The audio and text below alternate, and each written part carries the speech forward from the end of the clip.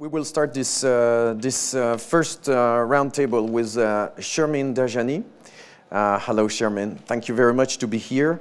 Shermin est PDG de PanMed Energy, un bureau de consultants qui est concentré sur les services énergétiques en Jordanie. Donc Shermin nous vient de Jordanie et dans la région également. Et elle a un lien spécial avec la France, puisque je ne savais pas, mais vous avez eu la Légion d'honneur aussi, donc vous avez un lien spécial avec la France. Merci d'être parmi nous. I want to ask you about the situation of the energetic situation in your country and maybe the region, and what is needed to achieve energy transition in the Middle East. Donc, qu'est-ce qu'il faut pour faire la transition énergétique au Moyen-Orient? Vous avez la parole. Thank you. I'd like to maybe give you a brief picture about my Vous donner un petit aperçu de mon pays, la Jordanie. Nous sommes l'un des pays les plus pauvres du Moyen-Orient et le deuxième plus pauvre au monde pour ce qui est de l'énergie et le deuxième plus pauvre au monde pour l'eau. La plupart de la population sont des réfugiés de Syrie, de la Palestine, et c'est une enclave où laquelle les réfugiés viennent se retrouver. Donc nous avons reçu du pétrole d'Irak par le passé, et après la chute de Saddam Hussein, nous avons mis tous nos œufs dans le panier égyptien, et la plupart de notre énergie en gaz, nous la recevons donc d'Égypte. En 2011, nous avons un sabotage après un autre dans les pipelines, et nous avons été obligés de compter rapidement sur l'achat de diesel et de pétrole qui sont en fait, qui représentent 40% de notre PNB. Et la Jordanie, c'était vraiment une situation un peu désastreuse quand il a été décidé d'avoir un panier diversifié d'énergie solaire. Nous avons un niveau très élevé de radiation solaire dans le sud de la Jordanie, donc nous avons beaucoup d'énergie solaire. Nous avons diversifié entièrement notre énergie, et la sécurité énergétique est devenue la chose la plus importante pour le pays, qui était vraiment en ruine, si je peux m'exprimer ainsi. Donc notre but était d'avoir 20% de l'énergie, d'un mix d'énergie en 2020. Nous avons déjà 10% de notre énergie qui vient des éoliennes et du solaire. Nous avons beaucoup d'aide des pays du Golfe et de l'investissement étranger. Nous avons créé un fonds pour l'efficacité énergétique, où tous les opérateurs en fait et les investisseurs dans le domaine de l'efficacité énergétique investissent. Et ce fonds met en place des panneaux solaires pour des maisons, pour des villages. Donc nous sommes vraiment en train de modifier le paysage énergétique et de l'efficacité énergétique. Surtout, le gouvernement encourage tout le monde à changer leurs ampoules, à utiliser certaines lampes. Les municipalités deviennent de plus en plus vertes, donc les lampadaires dans les rues passent au solaire ou à des LED. Nous avons également beaucoup de campagnes de sensibilisation.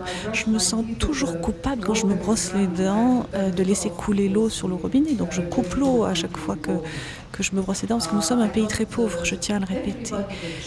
Tous les enfants, on leur dit d'éteindre la lumière quand ils quittent la chambre, par exemple. Donc, on est vraiment en train de construire ce programme de sensibilisation pour le changement climatique. Nous avons également beaucoup de carburant pour nettoyer les déchets, tout ce qui a été rejeté dans la mer. Nous avons également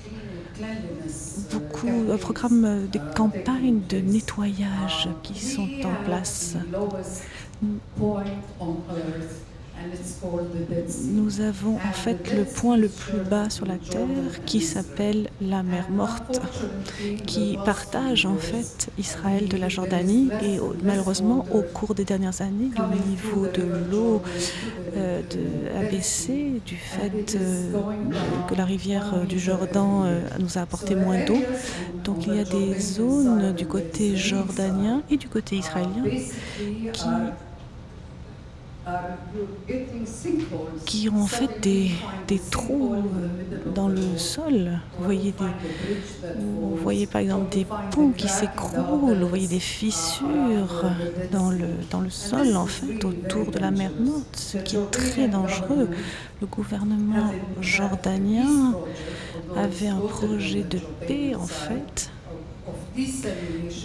de désalinisation de la mer Morte et qui visait à construire un canal ou un pipeline pour apporter cette eau salée à la mer Morte. Malheureusement, ce projet a été retardé par le côté israélien et nous sommes maintenant vraiment un peu désespérés pour sauver notre mer Morte. C'est vraiment une catastrophe, un désastre du point de vue environnemental et je tiens à le dire. Je veux parler de l'énergie, mais je voudrais vraiment parler de ça. Vous aurez l'occasion de contribuer à notre débat plus tard. Maintenant, je me tourne vers Daniel Schrott. Vous êtes assistant au vice-président de la Banque africaine du développement. Donc, je vous remercie d'être parmi nous. Nous avons vu en Afrique, ils ont fait d'un petit saut plutôt un grand saut en avant même, je dirais, en partant d'une situation avec un réseau de télécom très très limité à maintenant avoir même des smartphones. Est-ce que c'est quelque chose qui est possible est-il possible de faire la même chose dans le secteur de l'énergie? Tout d'abord, merci beaucoup à Enedis et tout à fait toutes nos excuses que le vice-président était empêché à la dernière minute. Mais moi, je suis ravi de faire partie de ce panel. Je vais faire quand même mon intervention en anglais. Alors, 2 ou 3 phrases en fait sur la Banque africaine du développement. Nous sommes le premier institution de financement de l'Afrique. L'énergie a toujours été très importante dans notre portefeuille, mais depuis 2015, depuis le président Shinam a pris la tête de la banque, l'énergie est devenue vraiment notre priorité numéro 1.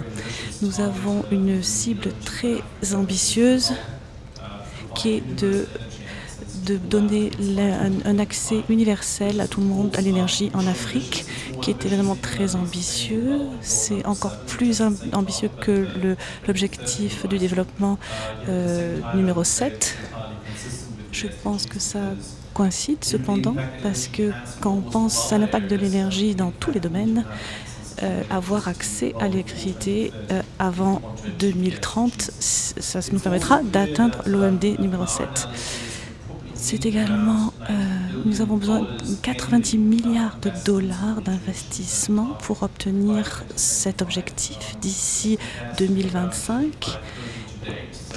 Donc c'est évident qu'une institution seule ne pourra pas y arriver. Donc nous comptons évidemment sur l'argent public. Nous devons capitaliser sur nos ressources pour obtenir cet investissement. Quelques mots sur l'énergie renouvelable qui continue à prendre de plus en plus d'importance dans notre portefeuille. Nous avons 14% de notre portefeuille qui est des énergies renouvelables. Et je suis heureux de vous dire que cette année, nous finançons un nouveau programme d'énergie pour un total de 1,4 kW, ce qui vient entièrement des énergies renouvelables. Ça, nous avons eu un meeting la semaine dernière pour un programme de 800 MW solaires et un complexe au Maroc et un autre projet en Côte d'Ivoire qui sera également énorme. Je laisse-moi répondre à la question que vous avez posée sur le saut en avant que nous sommes en train de faire. On le voit tout à fait car l'Afrique est en train de s'avancer vers des solutions décentralisées d'énergie et surtout dans les zones rurales. C'est évident que pour que l'Afrique atteigne un accès universel à l'énergie, il faut qu'on fasse un réseau, évidemment, comme ça ne sera peut-être pas la construction d'un réseau comme dans les autres pays, car il y a des régions qui restent encore très reculées et c'est pour ça que nous avons besoin de solutions innovantes. On voit par exemple qu'en Afrique de l'Est, où des maisons, des sociétés de solaire ont fusionné du fait de la technologie d'un côté, mais également parce qu'il y avait un financement qui était disponible pour ce type de société.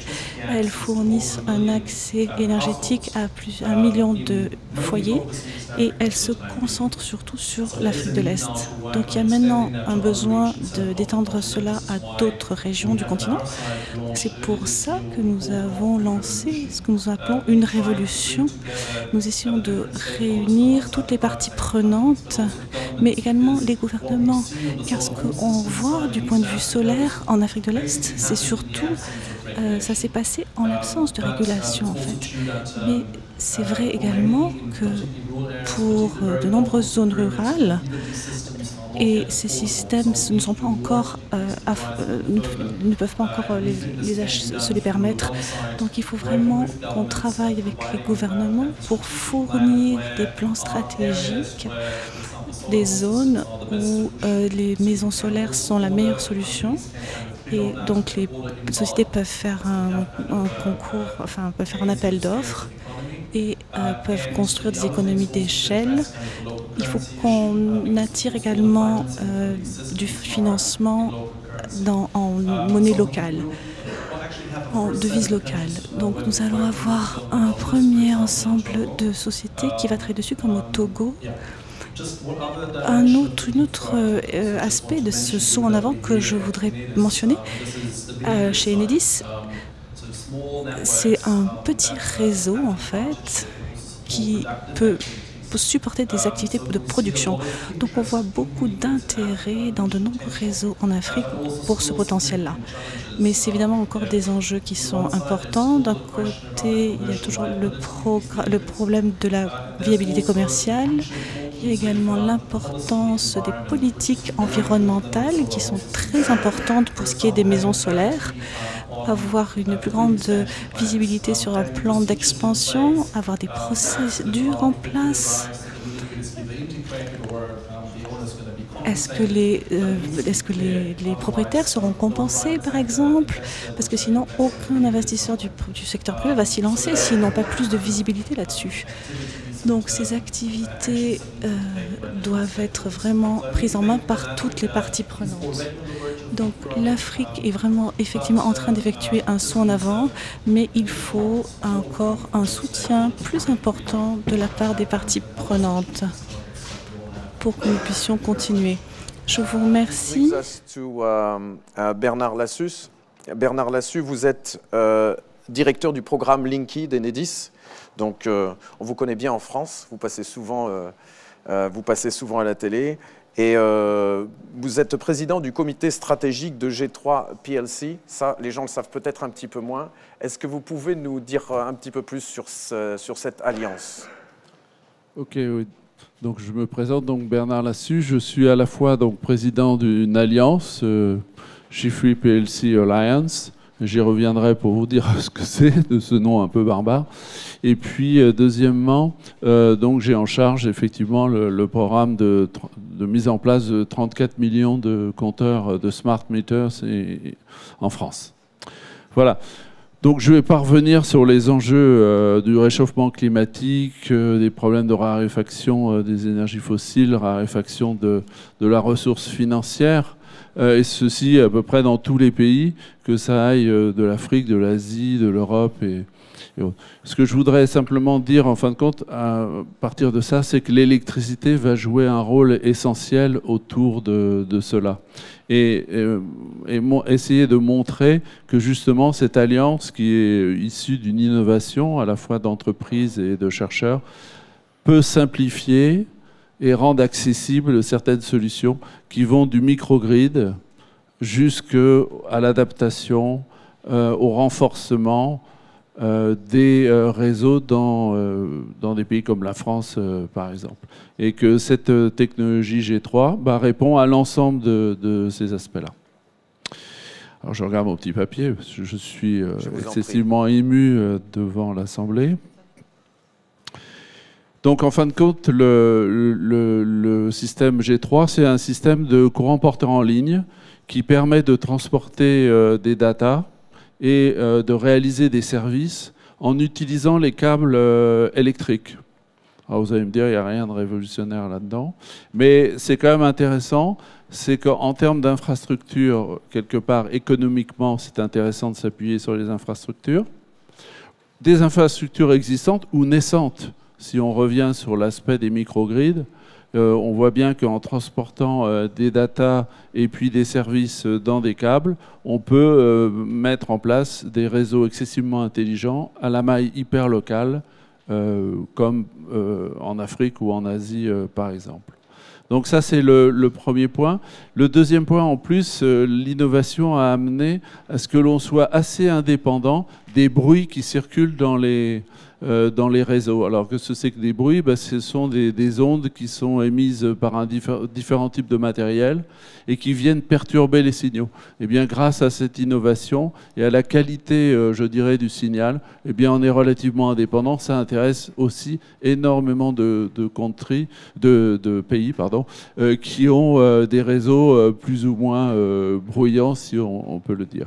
Et puis, troisièmement, alors j'espère qu'il n'y a pas d'opérateurs telco dans la salle, mais ça assure aussi une indépendance par rapport aux acteurs telco qui changent énormément leur protocole de communication du fait que eh bien là, on utilise nos propres protocoles qui sont en libre accès et là, on a une indépendance assez importante. Et on voit bien que par ce type de technologie, on peut rendre beaucoup plus simple dès la mise en place de certains microgrids ou renforcement de réseaux. Alors, je vais vous donner quelques exemples rapides. Enedis, donc, qui a été présenté par Michel brillamment. En fin de compte, on essaye d'utiliser l'ensemble de la panoplie de cette innovation. Déjà, au niveau des microgrids, nous sommes allés à Singapour pour justement tester de manière pré-industrielle des pilotes à partir de cette technologie pour mettre en place des microgrids, notamment pour les marchés de l'Asie ou les marchés d'Afrique. Et ça, c'est très intéressant. Alors, si je dis le mot pré-industrialisation, souvent on fait des proof of concept, mais on a du mal de passer de l'essai jusqu'à l'industrialisation. Et ce que je trouve très intéressant dans cette approche à Singapour, c'est qu'on est vraiment on a une demande d'un stakeholders, et à partir de là, on l'industrialise et on montre que c'est possible. Et j'y reviendrai sur la notion de preuve, de confiance et de décideur. Je pense que là, du tour de monde que je fais assez souvent, c'est un point sur lequel je voudrais revenir. Il y a un deuxième aspect aussi, et toujours un peu dans le même sens. En France, nous avons développé à peu près 20 démonstrateurs qui montrent pratiquement tout ce qui peut être réalisé à partir de cette technologie sur le réseau. Des problématiques d'effacement, des problématiques d'écrêtement, des problématiques d'intégration des énergies renouvelables, intégration du stockage, diffusion de data au niveau des collectivités territoriales, et ça c'est excessivement important pour qu'elles ajustent leur politique d'efficience énergétique. Des data aussi pour les clients, on en a parlé un petit peu sur la prise de conscience, et j'y reviendrai aussi. Je pense que là, il y a un nécessaire accompagnement et les choses ne se feront pas au top d'horloge. Là, il y a aussi quelque chose autour de cela. Et puis le troisième exemple, nous utilisons, alors on le voit bien qu'on le fait à plein d'échelles, et là on l'utilise de manière assez massive, parce que nous utilisons cette technologie pour justement piloter et puis remplacer 34 millions de smart meters en France. Nous en sommes... alors c'est une chose que nous avons lancée en décembre 2015. Nous en sommes à peu près à 8 millions. Là, dans les jours qui viennent, nous aurons 8 millions de compteurs. Par rapport à la trajectoire initiale, un peu de cocorico, on n'en est qu'à 10 000. Vous voyez, c'est une demi-journée de pause, moins d'une demi-journée. On pose à peu près 28 000 compteurs par jour. Et les résultats techniques sont au rendez-vous. C'est-à-dire que, les taux de collecte, les possibilités de faire des opérations à distance, eh bien, on a l'ensemble des résultats. Donc, ce qui montre que cette technologie est une technologie efficace, simple à mettre en œuvre. Nous fournissons déjà des datas à des grandes collectivités territoriales, parce que des métropoles comme Lyon, des métropoles comme Nancy, des villes comme Bordeaux et autres sont totalement équipées de compteurs. Et à partir de là, nous pouvons travailler avec elles pour aller dans le sens d'une meilleure efficacité énergétique, par exemple sur des écoquartiers, valoriser des éco-gestes. Ça, ce sont des points qui sont très importants. Et nous mettons aussi à disposition des clients des données, maintenant. Alors là, je voudrais faire un point, parce que souvent on nous reproche, mais comment ça se fait que les clients ne vont pas aussi vite dans les problématiques de prise de conscience énergétique. Moi, je pense que là, il faut être patient. Ça réinterroge la problématique de l'éducation. C'est aussi le comportement. Et donc là, vous verrez tout à l'heure, on a mis en œuvre des dispositions très novatrices pour accompagner notamment les familles qui sont en précarité énergétique et autres, avec des méthodes vraiment très locales, très, très basiques. Et moi, je pense que la transition énergétique, on ne la réussira pas qu'au très haut niveau politique, on la réussira aussi sur le terrain, au plus près des gens, et notamment dans les milieux qui sont défavorisés. Et je voudrais revenir sur autre chose. Moi, je fais pas mal le tour. J'étais en Inde donc, la semaine dernière, donc en Arabie Saoudite et dans pas mal de pays, en Chine et autres. Et je m'aperçois qu'il y a un point qui est fondamental, au-delà de la technologie, parce que je pense que la technologie, aujourd'hui, sait faire. Grosso modo, elle sait faire, et même de manière évolutive. Le problème, c'est l'engagement, c'est comment on donne confiance aux décideurs pour s'engager. Et moi, je m'aperçois, quand je rencontre pas mal de décideurs, ils me disent, mais ok, mais à qui on peut faire confiance, en fin de compte? Par exemple, dans la mise en place de microgrids, dans la place du renforcement de réseau, de changement pour mettre en place des smart meters et tout. Et là, je pense qu'il y a quelque chose à faire, notamment sur de mise à disposition de pilotes qui vont prouver simplement qu'en fin de compte, ça marche, qu'on peut faire confiance en certains types de matériel et que quelque part, les résultats sont au rendez-vous. Je pense que je me mets à la place des décideurs, j'en ai rencontré pas mal. Ce n'est pas simple pour eux de pouvoir prendre les bonnes décisions et d'engager des finances à haut niveau. Donc c'est ça qui me... Voilà, c'est ça que j'avais envie de dire. Merci beaucoup Bernard pour ces explications détaillées. Je me tourne maintenant vers Dario Chello. Dario Chello qui est président de MEDENER. MEDENER, c'est l'association des agences nationales pour l'énergie, l'efficacité énergétique et les renouvelables dans la région de la Méditerranée. Et c'est également le représentant de l'ENEA, l'Agence nationale pour les nouvelles technologies, l'énergie et le développement économique durable de l'Italie, dans son bureau à Bruxelles. Voilà, Dario, est-ce que vous pourriez nous dire, puisque vous parlez pour la Méditerranée ici, quel est l'enjeu de la transition énergétique en Méditerranée? Parce qu'on pense transition énergétique, on pense que c'est plutôt quelque chose qui concerne les pays comme le nôtre, mais en fait, quels sont les enjeux en Méditerranée? Merci. Merci pour m'avoir invité dans cet événement fort important et préalable à l'événement majeur de demain, où la France essaie de prendre la relève et de mener à bien cet exercice difficile de changement climatique après les décisions pas tout à fait intelligentes des États-Unis d'Amérique. Mais enfin, la question du défi. Dans la Méditerranée, aujourd'hui, nous avons, à mon opinion, affaire avec des grands défis, comme vous dites, qui sont en quelque sorte connectés l'un l'autre. Le changement climatique, évidemment, mais la migration aussi.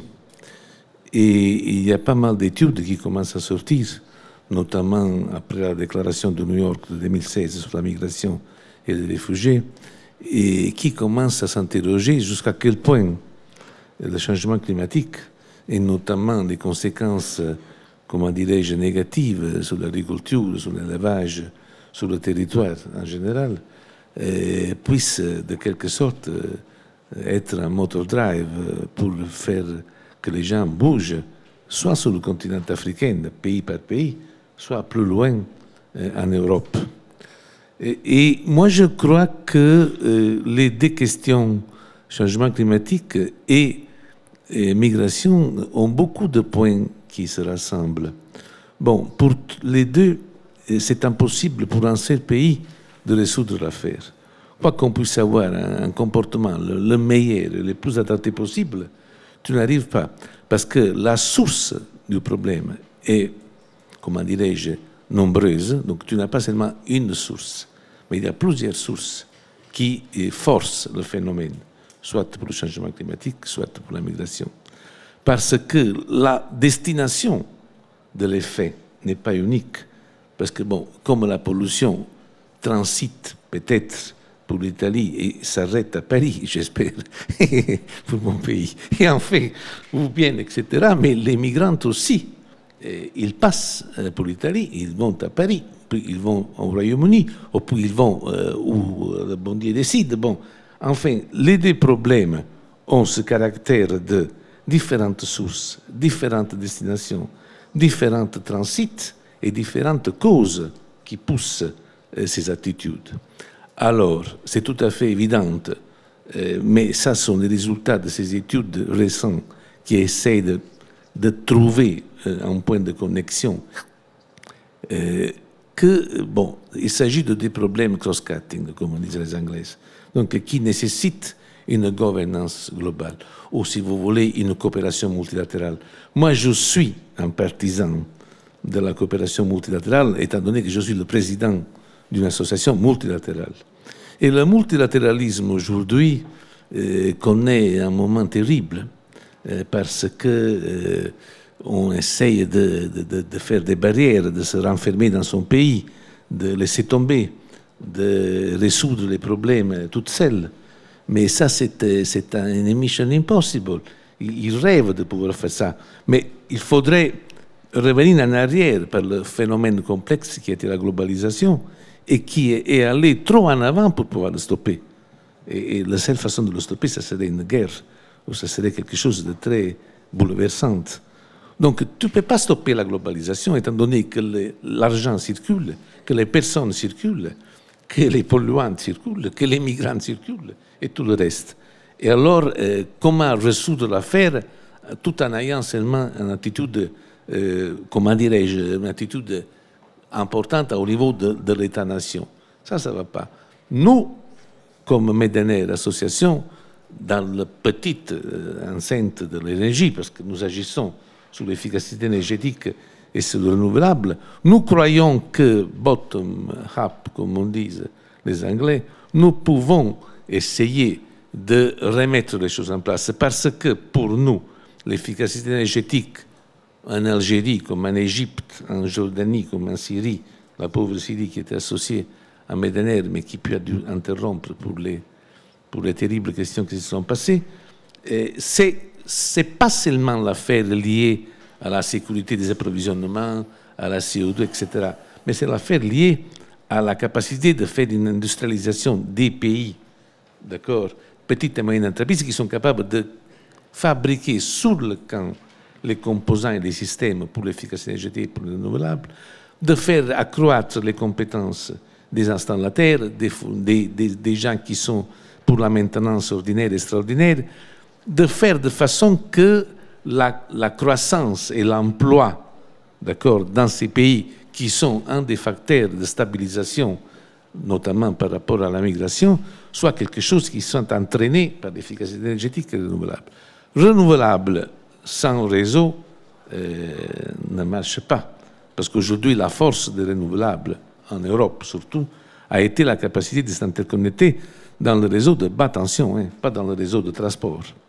Et donc ceci a entraîné toute une série de réflexions sur la, comment dirais-je, la différence de tasks que le réseau, les distributeurs se sont vus, comment dirais-je, investis, même si traditionnellement, dans les grandes entreprises intégrées, Électricité de France, Enel, E.ON, etc., le département de la distribution, c'était le cendrillon de l'entreprise. À l'époque, Électricité de France, ce qui compte est la production, le nucléaire, et puis il y avait le transport. Bon, puis bon, il y avait ces pauvres gens de la distribution, mais qu'il fallait les garder parce que quand même, il faut arriver chez la tante Marie pour donner le kilowattheure. Mais aujourd'hui, l'affaire s'est totalement renversée, quoi, parce que les photovoltaïques, les éoliennes, les biomasses et le solaire thermodynamique ne se connectent pas à 380 kV, mais se connectent à 20 kV, à 16 kV, à 6 kV. Donc il faut repenser toute l'affaire. Et comment faire le dispatching? En temps, on faisait le dispatching, la tension-fréquence en haute tension. Maintenant, il faudra la faire en basse tension, je ne sais pas. Mais donc, cette affaire d'aujourd'hui, c'est bien ciblé parce qu'il vise, comment dirais-je, un aspect de la transition énergétique dont on ne peut pas s'en passer. Merci. Grazie. Merci beaucoup. On peut déjà prendre des questions s'il y en a. You can ask also your question in English, if there are any. Ok, alors moi j'ai une question qui vient je vous ai tous écoutés, and I will ask Shermin maybe. Et je vais poser la question à Shermin d'abord, et ensuite je vous demanderai, Daniel, à vous de me répondre. Est-ce que le comptage en soi est important dans le modèle économique? Nous avons parlé des compteurs et nous savons qu'il est difficile dans certains pays déjà de les installer, de les faire payer pour l'électricité. Alors quel est le rôle de ces compteurs? Est-ce que ça fait partie du modèle économique? Eh bien, en Jordanie, nous avons 6 entreprises producteurs d'énergie qui sont des entreprises privées. Ensuite, nous avons l'équivalent de la RTE en France, la Société nationale d'électricité, qui est propriétaire donc des lignes de haute tension. Et ensuite, il y a 3 sociétés de distribution qui sont aussi de l'ordre privé. Et il y en a 3.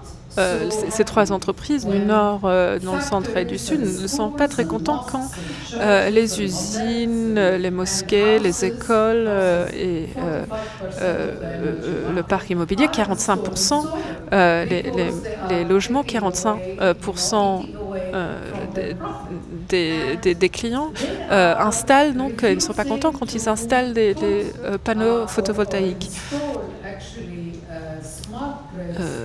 Donc il y a cette demande d'installation des réseaux intelligents et des compteurs intelligents. Et c'est très frustrant pour le secteur privé qui résiste à cette tendance.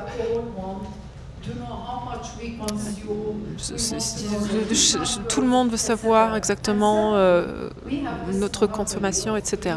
Donc nous avons cette monopole par ces 3 entreprises de distribution qui n'installent pas donc, des compteurs intelligents. Donc nous avons clairement un problème. Nous sommes face à un problème. Il y a des investisseurs d'un côté, le secteur privé de l'autre, et puis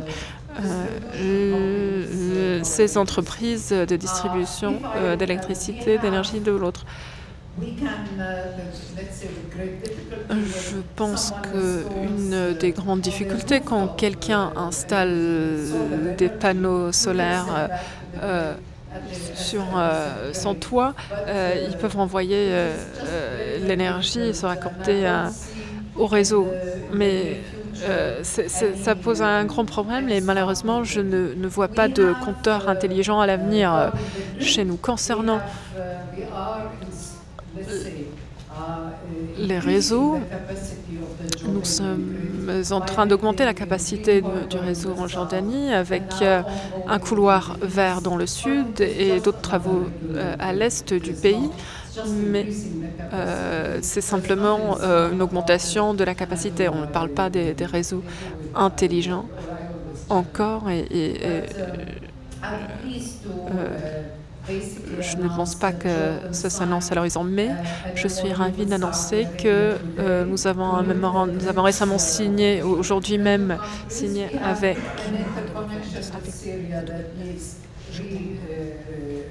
avec la Syrie pour l'expansion et pour l'expansion et de nous raccorder à la région. Alors, quand j'ai dit tout à l'heure qu'il faut se concentrer sur des solutions décentralisées, je voudrais juste... je voulais pas dire que l'Afrique n'a pas besoin d'un réseau. Évidemment, il y a un grand besoin et c'est un endroit où il y a besoin aussi de grands investissements. La Banque mondiale a récemment publié une analyse sur les entreprises de services publics en Afrique subsaharienne et ils ont vu que les centres d'énergie dans 39 pays subsahariens ne fonctionnent que dans 2 pays et seulement 90 couvrent leur capacité de travail. Donc il y a une énorme perte, des pertes techniques, des pertes financières qui sont au-delà de 20%. L'infrastructure, les inefficacités et des problèmes d'infrastructure. En fin de compte, ça pose problème aussi pour des producteurs d'énergie. Donc il y a des appels d'offres, mais même quand c'est un projet, ce n'est rentable que s'il y a une sorte de garantie contre les risques. Il faut aussi une garantie souveraine afin d'assurer la viabilité du projet. Donc c'est un problème très sérieux en Afrique et je pense que là, les innovations récentes et les compteurs intelligents peuvent jouer un rôle et nous permettre d'explorer comment les entreprises de services publics de distribution d'énergie peuvent entrer en partenariat et travailler avec d'autres, comme Enedis peuvent entrer en partenariat avec d'autres régions, d'autres parties du continent. Très vite, je voulais dire simplement un mot. Mesurer, est-ce que c'est essentiel? Ce qui est très intéressant, on parle du compteur, mais en fin de compte, ce n'est pas du tout le compteur qu'il faut essayer de voir. C'est la data et les services que l'on rend. Je pense que la transition énergétique, elle se fera par l'analyse d'énormément de données. Pour vous donner un exemple, à la fin du programme, nous collecterons à peu près 3 milliards de données par jour. Et c'est à partir de là que nous aurons les données suffisantes pour pouvoir réfléchir aux régulations qui sont à mettre en œuvre pour l'intégration des énergies renouvelables, pour la mobilité électrique, pour le stockage et trouver les bons moyens d'arriver à lisser les pics pour éviter les investissements dans les outils de pointe. Et je pense que la transition énergétique, elle s'accompagne d'une digitalisation, mais très forte. Et ça, c'est pas simplement les pays qu'on dit développés qui ont à le faire, c'est de partout. Le smart meter, en fin de compte, c'est quoi? C'est les débuts d'une infrastructure digitale qui va apporter des informations sur lesquelles les utilities vont s'appuyer pour pouvoir manager au mieux leur réseau. C'est aussi une très grande transformation. C'est aussi une très grande transformation. Je vous assure, si on veut vraiment utiliser les potentiels des nouvelles technologies d'aujourd'hui. Merci beaucoup. Avec 2 points, et puis je sais pas que la cybersécurité et la protection des données. Ça, c'est deux enjeux qui vont devenir monumentaux. On en reparlera, merci. Je voudrais demander à chacun d'entre vous, maintenant vous avez 20 secondes chacun. You have 20 seconds each to give me a proposal or recommendation for the next summit before I ask Jean for a meeting of tomorrow. Charmaine? 2 choses. Comme je vous l'ai dit, je trouve que les campagnes de sensibilisation dans tous les pays, dans le domaine de l'éducation, pour les enfants, pour les zones rurales, partout, comment utiliser l'énergie, comment économiser l'énergie, comment économiser l'eau. Ce n'est pas cher, si on peut le faire. Il faut tous les jours qu'on renforce la sensibilisation à ce niveau sur l'usage, sur l'utilisation de l'énergie. Qui doit faire ça? Les États? Oui, absolument. C'est l'État qui doit faire ça. Il faut qu'il le mette au cœur du programme d'éducation pour les enfants. Comment respecter l'eau, comment respecter l'environnement. Ne mettre pas des poubelles partout, ne pas jeter des choses, ne pas gâcher l'électricité. Les enfants doivent l'apprendre. Ça, c'est la première chose. Deuxième chose, s'il vous plaît, faites attention et essayez de protéger la mer morte. C'est vraiment un désastre d'un point de vue de l'environnement et ça aggrave tous les jours. On a compris le message, merci. Si on parle de la Méditerranée, bon, évidemment, la question de la awareness, donc de l'éducation, de l'information, etc., c'est tout à fait importante. Mais moi, je crois que la recommandation que je ferais est ne donnez pas plus un sou au gouvernement, ni de l'Afrique, ni des pays là-bas. Il faut impliquer ces pays dans des projets complets, win-win, partagés, dans une logique de partenariat, nord-sud ou south-south, et demander puis l'adhésion. Mais stop à donner de l'argent direct au gouvernement sans savoir pourquoi et pour faire comment. Vous voulez dire qu'il faut donner de l'argent pour des projets? Il faut donner de l'argent pour les projets, sur la base de projets qui soient fiables, affordables et qui impliquent soit les entreprises du Sud, soit les entreprises du Nord, dans une logique qui soit partagée. Ça va. C'est ça. Très bien, grazie. Daniel. Okay. Aujourd'hui, c'est aussi le jour du financement du climat, donc je vais me concentrer là-dessus. L'Afrique ne reçoit que 4% des financements pour le climat aujourd'hui, donc ma recommandation, ça serait évidemment que tous les pays qui se sont engagés à la COP21 tiennent leurs engagements et s'assurent que l'Afrique reçoive sa part de ces financements. Et idéalement, je voudrais également qu'une bonne partie de ces fonds soit envoyée par le biais d'institutions africaines plutôt que par des processus mondiaux qui peuvent être un petit peu lourds à gérer en termes d'organisation. Merci. Ouais, ça va être une action très très concrète qui est totalement en complémentarité avec l'aspect de l'éducation. Je pense qu'il faut travailler le flux, c'est-à-dire les enfants, l'éducation et tout, mais il faut travailler le stock, excusez-moi de ces termes très barbares.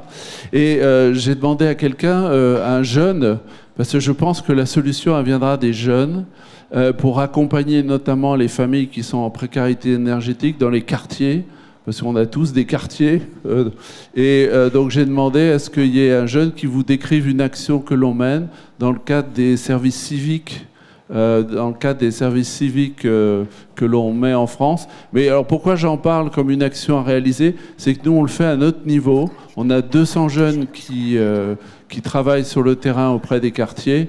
Et je trouverais très intéressant que cette action soit développée, pas simplement au niveau de la France, mais au niveau des pays.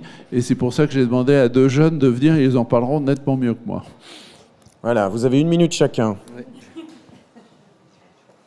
Alors bonjour, je me présente Flavie, j'ai 18 ans. J'ai voulu faire partie de la transition énergétique, merci, parce que je trouve important que les jeunes puissent être actifs par rapport à cela et que nous sommes la génération future. Du coup, le fait de voir des jeunes sur le terrain, ça peut aussi toucher plus notre génération et les autres générations, et nous intervenons plus sur les logements pour les personnes qui sont en situation un peu, comment dire, précaire. Un peu précaire, voilà.